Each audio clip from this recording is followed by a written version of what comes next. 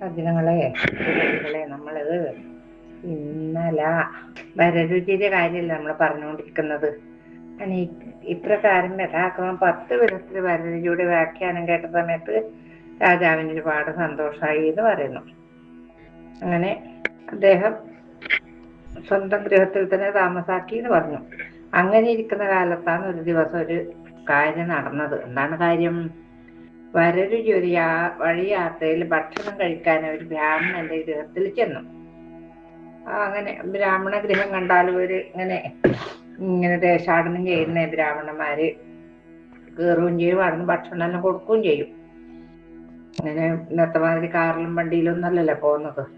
ഉടനെ ബ്രാഹ്മണൻ വേഗത്തിൽ കുളി കഴിച്ചു വരാം, ഇവിടെ ഊണുകാലമായിരിക്കുന്നു എന്ന് പറഞ്ഞു. അപ്പോൾ വരരുചി ബ്രാഹ്മണന്റെ ബുദ്ധിശക്തിയെ പരീക്ഷിക്കാനായിട്ട് ഒരു കാര്യം പറഞ്ഞു.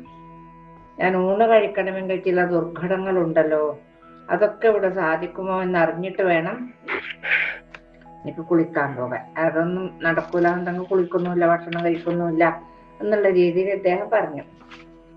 അപ്പോ ബ്രാഹ്മണൻ ദുർഘടങ്ങൾ എന്തെല്ലാമാണാവോ, ഇവിടെ നിവൃത്തിയുള്ളവയാണെങ്കിൽ ഞാനത് സാധിപ്പിച്ചു തരാം, എന്നാലും കേൾക്കട്ടെ എന്ന് പറഞ്ഞു. അപ്പൊ വരരുചി പറഞ്ഞു, ഒന്നുമല്ല, കുളി കഴിഞ്ഞാൽ ഉടുക്കാൻ വീരാളിപ്പെട്ട് വേണം, 100 പേർക്ക് ഭക്ഷണം കൊടുത്തിട്ട് വേണം എനിക്ക് ഊണ് കഴിക്കാൻ എന്ന് മാത്രമോ? അത് മാത്രമല്ല, എൻ്റെ ഊണിന് 108 കൂട്ടാൻ വേണം താനും. ഊണ് കഴിഞ്ഞാൽ പിന്നെ എനിക്ക് 3 പേരെ തിന്നണം, 4 പേരെ ചുമക്കുകയും വേണം. അത്രേ ഉള്ളു കാര്യം എന്ന് അദ്ദേഹം വരരുചി പറഞ്ഞു. ബുദ്ധി പരീക്ഷിക്കാൻ പറഞ്ഞതാണ്.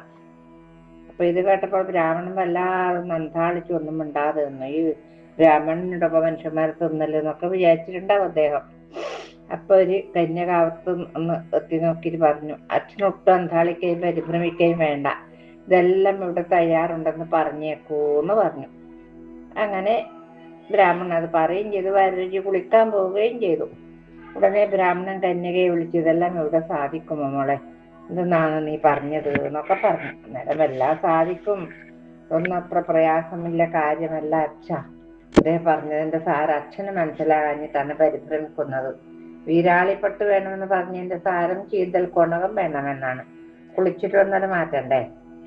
100 പേർക്ക് ഭക്ഷണം കൊടുക്കണമെന്ന് പറഞ്ഞതിന്റെ സാരം എന്താണെന്ന് വെച്ചാലച്ചാ അദ്ദേഹത്തിന് വൈശ്വദേവം, അതായത് വൈശ്യം കഴിക്കണമെന്നാണ്. വൈശ്യം കൊണ്ട് 100 ദേവതമാരുടെ പ്രിയം ഉണ്ടാക്കുന്നതിനാലാണ് ഇങ്ങനെ പറഞ്ഞത്. പിന്നെന്താ പറഞ്ഞത്? 108 കൂട്ടം കൂട്ടാൻ വേണമെന്നല്ലേ പറഞ്ഞത്? അത് ഇഞ്ചിക്കറി വേണമെന്നാണ്. ഒരു ഇഞ്ചിക്കറി ഉണ്ടായാലും 108 കൂട്ടാന്റെ ഫലം അത് തരും. ഇഞ്ചിക്കറി ഉണ്ടായാൽ 108 കൂട്ടം കൂട്ടാന്റെ ഫലമുണ്ടെന്നാണ് വെച്ചിരിക്കുന്നത്. പിന്നെ അദ്ദേഹം എന്നാ പറഞ്ഞത്? 3 പേരെ തിന്നണം എന്നല്ലേ പറഞ്ഞത്? അത് വെറ്റിലയും അടക്കയും 100 കൂട്ടി മുറുക്കണമെന്നാണ്.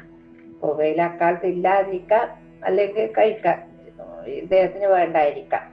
പിന്നെ അദ്ദേഹത്തെ 4 പേര് ചുമക്കണം എന്ന് പറഞ്ഞതിന്റെ സാരം എന്താണെന്ന് അച്ഛന് മനസ്സിലായിട്ടില്ല അല്ലെ? ഊണ് കഴിഞ്ഞാൽ കുറച്ച് കിടക്കണം, അതിനൊരു കട്ടില് വേണമെന്നാണ് പറഞ്ഞതിന്റെ അർത്ഥം. കട്ടിലിൽ കിടക്കുമ്പോൾ കട്ടിൽ കാലുകൾ 4 കൂടിയാണല്ലോ ചുമക്കുന്നത്. ഇത്രയൊക്കെ ഉള്ളു അച്ഛാ, അതിനിവിടെ എന്താ വിഷമം എന്ന് പറഞ്ഞു. ഇത് കേട്ടപ്പോൾ ബ്രാഹ്മണൻ വളരെ സന്തോഷിക്കുകയും ചെയ്തു. കന്യകയുടെ വിശേഷത്തെക്കുറിച്ച് അത്യന്തം അത്ഭുതപ്പെടുകയും ചെയ്തു. എന്നാൽ എൻ്റെ മകള് പോയി എല്ലാം വേഗം തയ്യാറാക്കൂട്ടോ എന്ന് പറഞ്ഞ് കന്യകയെ അച്ഛന് സന്തോഷമായി. വരരുചി കുളിയും മറ്റും കഴിഞ്ഞു വന്നപ്പോഴേക്കും എല്ലാവരും ചീന്തൽ കൊണകം, വൈശ്യത്തിന് വേണ്ടുന്ന ഹവിസ്, ചന്ദനം, പൂവ് മുതലായവയും തയ്യാറാക്കിയിരിക്കുന്നു. ഊണിന് ഇഞ്ചിക്കറി ഉണ്ടാക്കി. ഊണ് കഴിഞ്ഞപ്പോഴേക്കും പുറത്തളത്തിൽ മുറുക്കാനുള്ള സാമാനങ്ങളും ഒരു കട്ടിലിൽ പായും തലേണയെല്ലാം തയ്യാറാക്കിയിരുന്നു.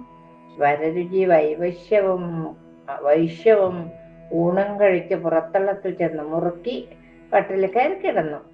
താൻ പറഞ്ഞതിന്റെ സാരം മനസ്സിലാക്കി ഇത്രയൊക്കെ ഇങ്ങനെ കാര്യങ്ങളൊക്കെ ചെയ്യുന്നത് ഈ കന്യകയുടെ ബുദ്ധി സാമർത്ഥ്യം കൊണ്ടാണെന്ന് മനസ്സിലാവുകയാൽ ഏത് വിധവും ഈ കന്യക വിവാഹം കഴിക്കണമെന്ന് അദ്ദേഹം മനസ്സുകൊണ്ട് ആലോചിച്ചുറച്ചു.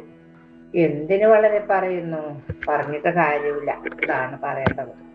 വരരുചി തന്റെ ആഗ്രഹം ആ കന്യകയുടെ അച്ഛനെ ഗ്രഹിപ്പിക്കുകയും അദ്ദേഹം സമ്മതിക്കുകയും കാലതാമസം കൂടാതെ ശുഭമുഹൂർത്തത്തില് ആ കന്യക വിവാഹം കഴിക്കുകയും സ്വഗൃഹത്തിൽ കൊണ്ടുപോരുകയും ചെയ്തു. ഇനിയാണ് വരാനുള്ള കാര്യങ്ങളൊക്കെ. ഇതുവരെ നടന്നതൊക്കെ മംഗളം, ഇനിയാണ് വരാനുള്ളത്. അങ്ങനെ ആ ദമ്പതിമാർ യഥാസുഖം സ്വഗൃഹത്തിൽ താമസിച്ചിരുന്ന കാലത്ത് ഒരു ദിവസം ഭക്ഷണവും മറ്റും കഴിഞ്ഞ് രണ്ടുപേരും കൂടി സ്വൈര്യസല്ലാപവും ചെയ്ത് സന്തോഷിച്ചിരിക്കുന്ന സമയത്തെങ്കിൽ വരരുചി തന്റെ പ്രേമഭാജനമായ ധർമ്മതാരങ്ങളുടെ തലമുടി ഭംഗിയാകും കണ്ണം ചീകി കെട്ടി. അപ്പോൾ തലയുടെ മധ്യത്തിൽ വലിയതായൊരു രണക്കീണം, ഒരു മുറിവ് ഉണങ്ങിയിട്ടുണ്ട്. എന്നാലും അത് കണ്ടു അദ്ദേഹം മൂർധാവില്. എന്നിട്ട് അതെന്താണെന്ന് ചോദിച്ചപ്പോൾ ആ സാധി അതൊരു പന്തം തറച്ച പാടാണെന്നാണ് അമ്മ പറഞ്ഞിട്ടുള്ളത്. അമ്മ കുളിച്ചുകൊണ്ട് നിന്നപ്പോൾ പിണ്ടിച്ചങ്ങാടത്തിന്മേൽ ആറ്റിൽ കൂടി ഒഴുകി വരുന്നത് കണ്ടപ്പോൾ എന്നെ പിടിച്ചേറ്റി വളർത്തിയതാണെന്നും അല്ലാതെ പ്രസവിച്ചതല്ലെന്നും ഒരിക്കൽ അമ്മ എന്നോട് പറഞ്ഞിട്ടുണ്ട്. അന്ന് എന്റെ തലയിൽ പന്തവും തറച്ചിരുന്നു അത്രേ എന്ന് പറഞ്ഞു. ഇത് കേട്ടപ്പോൾ ബുദ്ധിശാലിയ വരരുചിക്ക് തന്റെ ഈ ധർമ്മതാരങ്ങളാ പറയേണ്ട അപത്യം തന്നെയാണെന്ന് നിശ്ചയമായി. തൽക്കാലം മനസ്സിൽ കുറച്ച് വിഷമം ഉണ്ടായി. എങ്കിലും ലിഖിതമപിലാടേ പ്രോജ്ജിതം സമർത്ഥ, തലയിലെടുത്ത് മായ്ക്കാൻ കഴിയില്ലല്ലോ എന്ന് വിചാരിച്ചു. സമാധാനപ്പെട്ടു. പിന്നെന്താ ചെയ്യ, വിവരമെല്ലാം തന്റെ ധർമ്മപത്നിയെയും ധരിപ്പിച്ചു. ഇനി നമുക്ക് ഏതായാലും ഇവിടെ ഇങ്ങനെ താമസിക്കണ്ട, ആ വിശേഷത്തെ ദേശസഞ്ചാരം കൊണ്ട് തന്നെ നയിക്കണമെന്ന് പറഞ്ഞു. വരരുചി ഭാര്യാസമേതം ഉടൻ അവിടെ നിന്ന് പുറപ്പെടുകയും ചെയ്തു. ഉള്ളിലൊരു മുഷ്ചലുണ്ടാവും എന്ന് വിചാരിക്കാം. പിന്നെ അവരുടെ സഞ്ചാരം മലയാള ദേശങ്ങളിലായിരുന്നു എന്ന് പറഞ്ഞാൽ അവർ പാരദേശികന്മാരായിരുന്നു എന്നും മേൽപ്പറഞ്ഞ കഥകളെല്ലാം പരദേശത്ത് വെച്ച് നടന്നതാണെന്നും വിശേഷിച്ച് പറയണമെന്നില്ലല്ലോ. ഇവിടെ ഉണ്ടായതല്ല അവരെന്ന്. അങ്ങനെ അവരോരോരോ ദിക്കുകളിൽ സഞ്ചരിച്ചു. ആ സഞ്ചരിച്ചു കൊണ്ടിരിക്കുന്ന കാലത്ത് എന്തുണ്ടായെന്നറിയോ? ഭാര്യ ഗർഭം ധരിച്ചു, അത്ര തന്നെ. ഗർഭം പൂർണ്ണമായി. ഈ ഗർഭം താങ്ങിയിട്ട് ഇദ്ദേഹത്തിന്റെ പിറകെ ഇവളിങ്ങനെ നടക്കും. പാവം. പ്രസവവേദനയുടെ ആരംഭമായപ്പോൾ ഒരു കാട്ടിലേക്ക് കയറി പ്രസവിച്ചു കൊള്ളാൻ പറഞ്ഞും വെച്ച് ഭർത്താവ് വഴിയിലിരുന്നു. എന്തൊരു കഷ്ടാന്ന് ആലോചിച്ച് നോക്കിക്കോ. ഭാര്യ അപ്രകാരം ഒരു വനാന്തരത്തിൽ പ്രവേശിക്കുകയും ഉടനെ പ്രസവിക്കുകയും ചെയ്തു. പിള്ള വാങ്ങാനും മറ്റും ആരും ഉണ്ടായിരുന്നില്ലെന്ന് പറയണമെന്നില്ലല്ലോ. പ്രസവിപ്പത്തെ കുഞ്ഞിനെ വാങ്ങാനും ഈ പ്രസവം നോക്കാനൊന്നും ആരുമില്ല. പാവം. ആരുമില്ലാതൊക്കെ ദൈവം തുണ എന്നുണ്ടല്ലോ. പ്രസവം കഴിഞ്ഞപ്പോൾ കുട്ടിക്ക് വായുണ്ടോ എന്ന് വരരുചി ചോദിച്ചു. ഉണ്ട് എന്ന് ഭാര്യ മറുപടിയും പറഞ്ഞു. വായുള്ള പിള്ളക്ക് ദൈവം വിരയും കൽപ്പിച്ചിട്ടുണ്ട്, അതിനാൽ കുട്ടി എടുക്കണമെന്നില്ല എന്ന് പറഞ്ഞു കുട്ടി അവിടെ തന്നെ ഇട്ടും വെച്ച് ഭാര്യയോടുകൂടി വരരുചി അപ്പോൾ തന്നെ അവിടെ നിന്ന് പുറപ്പെടുകയും ചെയ്തു. അവര് ഭാര്യയുടെ ധർമ്മസങ്കടം ആലോചിച്ച് നോക്കിക്കോ. പെറ്റികിടക്കുക എന്നൊരു ന്യായം ആ സ്ത്രീക്ക് ഉണ്ടായിട്ടേയില്ല. പ്രസവരക്ഷയ്ക്കുള്ള മരുന്നുകളും കാട്ടാറുകളിൽ പച്ചവെള്ളവും കാടിലെ കായികനികളും ഭിക്ഷ എടുത്ത് കിട്ടുന്ന സ്വല്പമായ അന്നവും മറ്റുമല്ലാതെ വിശേഷിച്ച് യാതൊന്നും ഇല്ലായിരുന്നു. എങ്കിലും ആ പതിവ്രതയ്ക്ക് യാതൊരു തരക്കേടും ഉണ്ടായില്ല. ഇത് പ്രസവം നോക്കാതെ ഒന്നൊരു ബുദ്ധിമുട്ട്, ഒരു ശാരീരിക വിഷമമൊന്നും ആ സ്ത്രീക്ക് ഉണ്ടായിട്ടില്ല എന്ന് പറയുന്നു. ഇങ്ങനെ തന്നെ പല സ്ഥലങ്ങളിലായി 11 പ്രസവം കഴിഞ്ഞു. കുട്ടികളെല്ലാം കാട്ടിലും വെച്ചു തന്നെ പോവുകയും ചെയ്തു. കാട്ടുന്നാണല്ലോ പ്രസവം നടക്കുന്നതല്ലോ. 11 കുട്ടികളെയും ബ്രാഹ്മണൻ മുതൽ 11 ജാതിക്കാർക്ക് കിട്ടുകയും അവർ എടുത്തു കൊണ്ടുപോയി വളർത്തുകയും ചെയ്തു. ഈ അമ്മേനും ഇങ്ങനെയല്ലേ, അതുപോലെ തന്നെ മക്കളും തലയിലെടുത്ത്.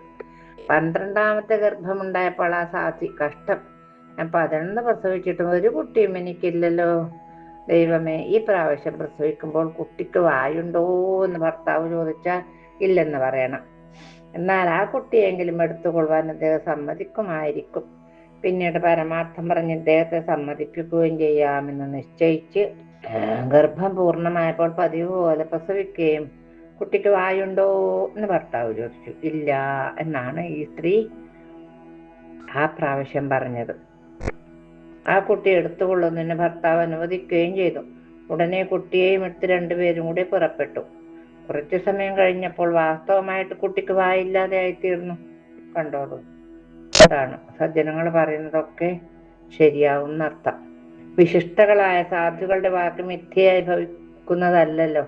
വരരുചി ആ കുട്ടിയെ ഒരു കുന്നിന്റെ മുകളിൽ കൊണ്ടുപോയി പ്രതിഷ്ഠിച്ചു. അതാണ് വായില്ലാ കുന്നിലപ്പൻ എന്ന് പ്രസിദ്ധപ്പെട്ട ദേവൻ. ഈ വായില്ലാ കുന്നിലപ്പൻ ഉണ്ടല്ലോ, അത് അദ്ദേഹം ഉൾപ്പെടെയാണ് പറയിപെറ്റ പന്തിരുകുലം എന്ന് പറയുന്നത്. ഈ 12 പേരുടെയും പേരുകൾ പറയുന്നതായ ഒരു ശ്ലോകം കേട്ടിട്ടുള്ളത് താഴെ ചേർക്കുന്നു. ഒരു ശ്ലോകം. മേഴത്തോളഗ്നിഹോത്രീരജകനുള്ളിയനോർത്തച്ഛനും പിന്നെ വള്ളോൻ വായില്ല കുന്നിലപ്പൻ വടുതലമരവും നായർ കാരിക്കൽ മാതാ ചെമ്മേ കേളുപ്പുകൂറ്റൻ പെരിയ തിരുവരങ്കത്തിഴും പാണനാരും നേരെ നാരായണ ഭ്രാന്തനുടനകവൂർ ചാത്തനും പാക്കനാരും. ഇവർ പല ദിക്കുകളിലായാണ് താമസിച്ചു വന്നിട്ടെങ്കിലും എല്ലാവർക്കും ബാല്യം കഴിഞ്ഞപ്പോഴേക്കും അവർ പരസ്പരം സഹോദരന്മാരാണെന്നറിയുകയും, നല്ല ദിവ്യത്വമുള്ള സ്ത്രീയല്ലേ പിന്നെ നമ്മളെ വരവിയും അങ്ങനെ തന്നെയല്ലേ. അതുകൊണ്ട് മക്കൾക്ക് മനസ്സിലായി നമ്മളെല്ലാം ഒരച്ഛൻ്റെ അമ്മയുടെയും മക്കളാണ് എന്ന് മനസ്സിലായി. പിന്നെ അവർ നല്ല സ്നേഹത്തിലായിരുന്നു. ഇവരുടെ ദിവ്യത്വവും അത്ഭുത കർമ്മങ്ങളും അവസാനമില്ലാത്ത അത്രക്കുണ്ട്. വരരുചിയും ഭാര്യയും പിന്നെ അവരുടെ ജീവിതശേഷത്തെ സഞ്ചാരം കൊണ്ട് തന്നെ കഴിച്ചുകൂട്ടി. ആ മാതാപിതാക്കന്മാരുടെ ശ്രാദ്ധത്തിന് മേൽപ്പറഞ്ഞ 12 പേരിൽ വായില്ല കുന്നിലപ്പനൊഴിച്ച് ശേഷം എല്ലാവരും ഒരുമിച്ച് കൂടുകയും ചെയ്തു. പുല്ലിന്മേൽ തന്നെ ബലിയിടുകയുമാണ് പതിവ്. അത് മേഴത്തോൾ അഗ്നിഹോത്രിയുടെ ഇല്ലത്തുമാണ് ചെയ്യാറ്. മൂത്താളല്ലേ. അഗ്നിഹോത്രി ബ്രാഹ്മണനായിരുന്നതിനാൽ ചാത്തത്തിനും ബ്രാഹ്മണൻ തന്നെയാണ് പതിവ്. പറയൻ വരെയുള്ള നാനാജാതികളും കൂടി ഊട്ടുന്നത് കൊണ്ട് ചാത്തത്തിനെ ക്ഷണിച്ചാൽ വരുന്നതിന് ബ്രാഹ്മണർക്കെല്ലാം മടിയായി തുടങ്ങി. ഇതിലെല്ലാരും ഉണ്ടല്ലോ. അഗ്നിഹോത്രികളുടെ ഭാര്യ അന്തർജനത്തിനും ഈ സഹോദരന്മാരുടെ മേളനും വളരെ കഷ്ടമെന്ന് തോന്നി. ബ്രാഹ്മണ ഇല്ലത്ത് വന്നിട്ട് ഈ പറയനും അങ്ങനെയുള്ള ജാതിക്കാരല്ലേ, ഈശ്വര നന്നായത് ഭർത്താവിനോടൊന്നും പറയാനും കഴിയില്ല എന്നുള്ള ഒരു ധർമ്മസങ്കടത്തിലായി ആ തൊലമ. എന്ന് മാത്രമല്ല, ഈ വിവരം അന്തർജനം ഒരു ദിവസം ഭർത്താവിനോട് പറയുകയും ചെയ്തു. പറഞ്ഞു ആട്ടെ, അതിന് സമാധാനം ഉണ്ടാക്കാമെന്ന് അഗ്നിഹോത്രി മറുപടിയും പറഞ്ഞു. അങ്ങനെ ഇരിക്കുന്ന സമയത്ത് അവരുടെ അച്ഛന്റെ ശ്രാദ്ധമായി. ശ്രാദ്ധത്തിന്റെ തലേ ദിവസം വൈകുന്നേരമായപ്പോഴേക്കും ശേഷമുള്ള സഹോദരന്മാർ 10 പേരും ചാത്തക്കാരായ ബ്രാഹ്മണനും അഗ്നിഹോത്രികളുടെ ഇല്ലത്ത് വന്നു ചേർന്നു. ഈ സഹോദരന്മാർ വന്നാൽ രാത്രിയിൽ കിടക്കുന്നതിന് അഗ്നിഹോത്രികൾ പ്രത്യേകം 10 പുരമുറികൾ അവിടെ മുമ്പേ തന്നെ ഉണ്ടാക്കിയിട്ടുണ്ടായിരുന്നു. എല്ലാവരും അവരവരുടെ നിയമാനുഷ്ഠാനങ്ങളും മറ്റും കഴിച്ച് അവരവർക്കുള്ള ശയനഗൃഹങ്ങളിൽ പോയി കിടക്കുകയും ചെയ്തു. എല്ലാവരും ഉറക്കമായപ്പോൾ അഗ്നിഹോത്രികൾ അന്തർജനത്തിനെയും ചാത്തത്തിന് വന്നിരിക്കുന്ന ബ്രാഹ്മണനെയും വിളിച്ചൊരു വിളക്കുമായി 10 പേരും കിടക്കുന്ന സ്ഥലത്ത് കൊണ്ടുപോയി. എന്നിട്ടെന്ത് പറഞ്ഞു അറിയോ അദ്ദേഹം? എന്നെ തൊട്ടുകൊണ്ട് നോക്കൂ, ഈ കിടക്കുന്ന ഓരോരാളെ. അങ്ങനെ ഓരോരാളെയും കാണിച്ചു കൊടുത്തു. അന്തർജനവും ചാത്തക്കാരനും അഗ്നിഹോത്രികളെ തൊട്ടുകൊണ്ട് നോക്കിയപ്പോൾ 10 പേരും ഒന്നുപോലെ ശംഖചക്ര ഗദാപത്മാദികളായ ആയുധങ്ങളോടുകൂടി ചതുർബാഹുക്കളായി അനന്തന്റെ മേൽ കിടന്നുറങ്ങുന്നതായിട്ടാണ് കണ്ടത്. എല്ലാവരും മഹാവിഷ്ണു രൂപം. 2 പേരും ഏറ്റവും ഭയവിസ്മയമാകുലരായിട്ട് പെട്ടെന്ന് വീണ് നമസ്കരിച്ചു. ഈ സഹോദരന്മാരെല്ലാവരും നമസ്കരിച്ചു. അങ്ങനെ അന്തർജനത്തിനും മറ്റുള്ള ബ്രാഹ്മണർക്കും ഉണ്ടായിരുന്ന ദുശങ്കയും തീർന്നു, സംശയവും തീർന്നു. ഇവർ എല്ലാവരും സാക്ഷാൽ മഹാവിഷ്ണുവിന്റെ അവതാരമൂർത്തികളാണെന്ന് മനസ്സിലാക്കുകയും ചെയ്തു. അവിടെ നമുക്ക് ഇന്നത്തെ ഭാഗം സമർപ്പിക്കാം. ഏതായാലും നല്ലൊരു ഭാഗത്തല്ല നമ്മൾ സമർപ്പിക്കുന്നത്. ഇനി നാളെ ബാക്കി കാര്യം പറയാം. ഇന്നത്തെ ഭാഗം ഭഗവത്പാദങ്ങൾ സമർപ്പിച്ചു. കായേന വാചാ മനസേന്ദ്രിയർവാ ബുദ്ധ്യാത്മനാ വാ പ്രകൃതി സ്വഭാവാത് കരോമി യദ്യൽ സകലം പരസ്മൈ നാരായണായേതി സമർപ്പയാമി.